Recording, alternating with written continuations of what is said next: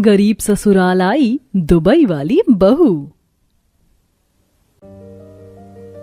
भैया, आप दुबई जाकर हमें रोज कॉल करना और अपना ख्याल रखना। गौरव बेटा, समय पर खाना खाना और यहाँ की चिंता बिल्कुल मत करना। भगवान करे तुम्हें जिंदगी में बहुत सफलता मिले। चलो गौरव, अब हमें निकलना होगा, वरना दुबई जाने वाला प्लेन निकल जाएगा। ओ, मैंने सुना है कि तुम्हारा गौरव दुबई जा रहा है नौकरी के लिए। ये तो इतना पढ़ा लिखा भी नहीं है, फिर दुबई में इसकी नौकरी कैसे लग गई?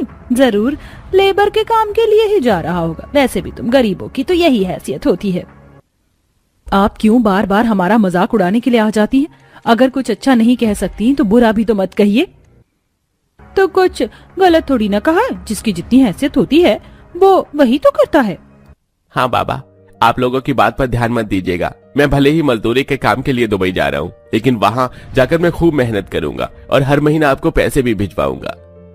गौरव का परिवार काफी बुरे दिनों से गुजर रहा था। गौरव का बड़ा भाई सुमित एक मामूली दिहाड़ी की नौकरी करता था। रोज के मिलने वाले 100-200 रुपए में पूरे घर का गुजारा चलाना काफी ज्यादा मुश्किल था। उसके चलते अब गौरव अलग अलग जगह पर नौकरी ढूंढता है। गौरव के एक दोस्त के चलते गौरव की दुबई में एक मजदूरी की नौकरी लग जाती है और अब गौरव दुबई में मजदूरी की नौकरी करके हर महीने पैसे अपने परिवार को भिजवाया करता था। अब तो गौरव भैया हर महीने पैसे भिजवा रहे हैं। अब तो मेरा क्रिकेट एकेडमी में एडमिशन हो जाएगा ना?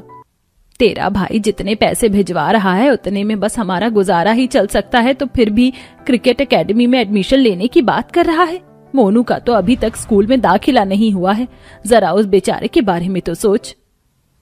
मुझे तो लगा था कि भैया दुबई में नौकरी करने जा रहे हैं तो काफी पैसे कमाएंगे और हमारे घर के हालात ठीक हो जाएंगे।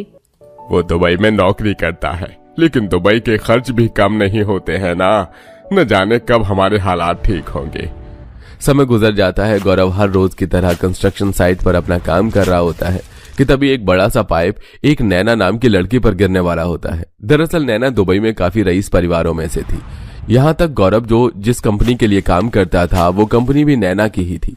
इससे पहले नैना के साथ कोई हादसा होता, गौरव उसे अपनी जान पर खेलकर बचा लेता है, जिसके चलते गौरव के हाथ पैर काफी घायल हो जाते हैं। मैडम जी, आप ठीक तो है ना? ओह गॉड, उनके हाथ से तो काफी ब्लड निकल रहा है। जल्दी से कोई एम्बुलेंस को कॉल करो। नैना भी गौरव के साथ हॉस्पिटल जाती है। गौरव की बहादुरी देख गौरव से काफी ज्यादा इंप्रेस हो जाती है।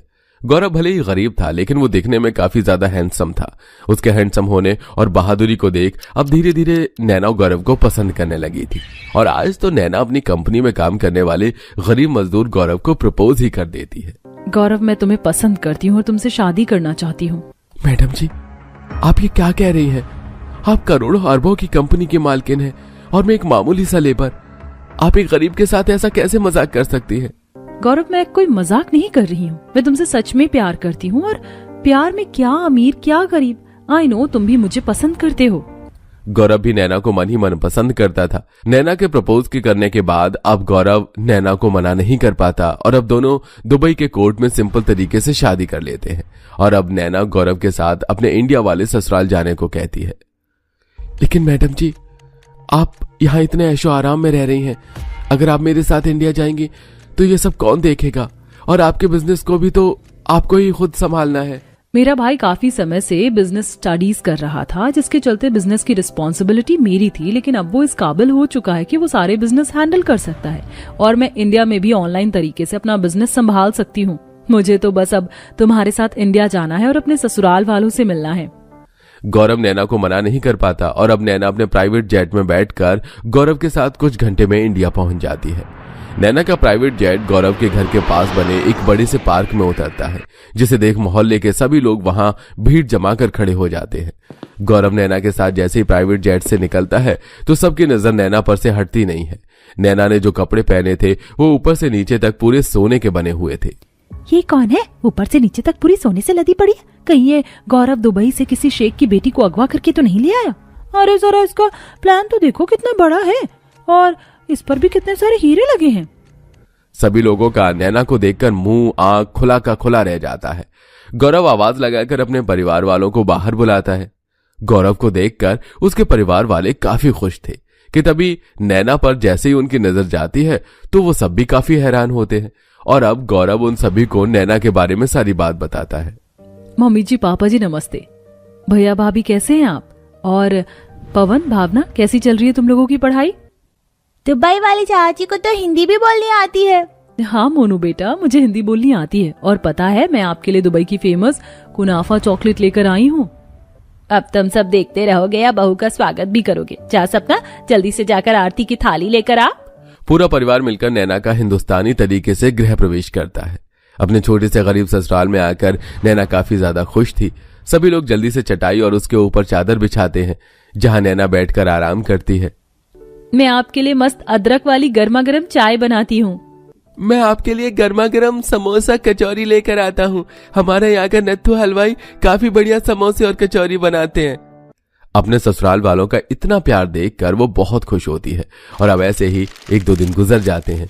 आसपास के पड़ोस के सभी बच्चे रोज रोज स्कूल जाते हैं, लेकिन नैना की जिठानी का बेटा मोनू पूरा दिन घर पर रहता है, जिसे देख। अरे मोनू, गली मोहल्ले के तुम्हारे सारे दोस्त रोज स्कूल जाते हैं, लेकिन जब से मैं आई हूँ तुम स्कूल ही नहीं जाते। क्या तुम्हें स्कूल जाना पसंद नहीं? मुझे स्कूल जाना बहुत पसंद है, लेकिन मेरा अभी तक स्कूल में एडमिशन ही नहीं हुआ। मोनू की बात सुनकर नैना समझ जाती है कि पैसों की कमी के चलते मोनू का एडमिशन नहीं हुआ है और अब नैना खुद शहर के सबसे बड़े स्कूल में बच्चे का एडमिशन करवाती है, जिससे ये बात घर में सभी को पता चलती है। मैं कैसे तुम्हारा शुक्रिया अदा करूं? रोज अपने बच्चों को स्कूल ना जाता देख दिल दुखता था। कभी सोचा तक नहीं था कि इसका शहर के सबसे बड़े स्कूल में एडमिशन होगा। अरे भाभी, आप कैसी बातें कर रही है? मोनू तो मेरे बच्चे जैसा है और अब मोनू तुम्हें खूब मन लगाकर पढ़ाई करनी है। चाची जी, मैं खूब मन लगाकर पढ़ाई करूंगा और बड़ा होकर पायलट बनूंगा। ऐसे कुछ दिन गुजर जाते हैं। नैना को भावना के जरिए पवन का क्रिकेट एकेडमी ज्वाइन करने का सपना पता चलता है और अब खुद नैना एकेडमी जाकर फीस भरकर पवन के लिए क्रिकेट एकेडमी का फॉर्म लेकर आती है, जिसे देख मुझे तो यकीन नहीं हो रहा है कि मेरे हाथों में मेरे बचपन का सपना है। जिंदगी एक बार मिलती है, इसलिए अपने हर सपने को पूरा करना जरूरी है। और अब कल से तुम्हारी ट्रेनिंग भी स्टार्ट है।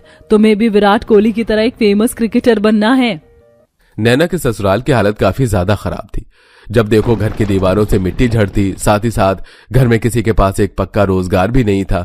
इसलिए अब नैना उसी मोहल्ले में एक जमीन खरीदकर बड़ा सा घर बनवाती है और अपने जेठ को एक बहुत अच्छा रोजगार भी खोल कर देती है, जिसे देख हमें तो लगा था कि हमारी बहू दुबई से आई है तो पैसों के चलते बहुत घमंडी होगी, हमारे साथ अच्छा बर्ताव नहीं करेगी, लेकिन बहू तुमने तो हमारी सारी गलतफहमी दूर कर दी। ऐसा लगता ही नहीं है कि तुम इस घर की बहू हो।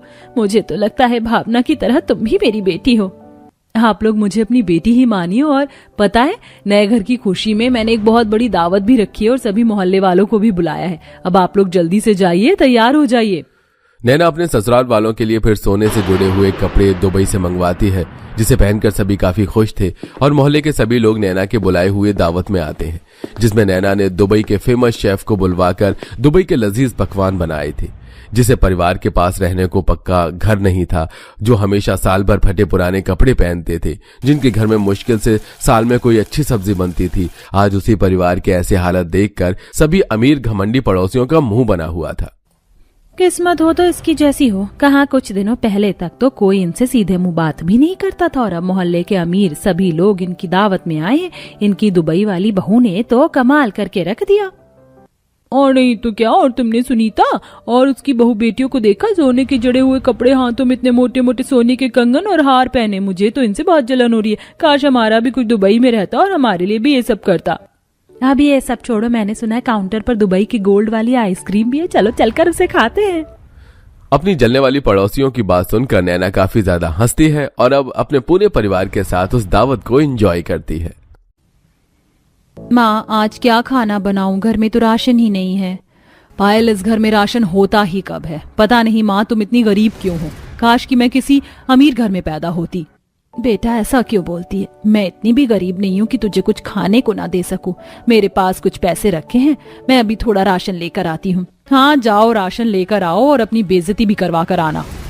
खुशी को अपनी गरीबी पर बहुत गुस्सा आता है और वो हर समय अपनी माँ से नाराज रहती है, क्योंकि इसी गरीबी की वजह से घर में राशन तक नहीं था।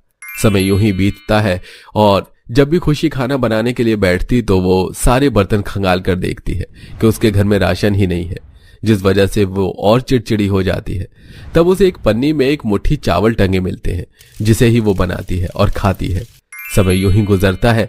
एक दिन खुशी मंदिर गई थी, जहां पर एक अमीर परिवार आया था, जिसका बड़ा बेटा सुमित जब खुशी को देखता है तो उसे वो बहुत पसंद आती है।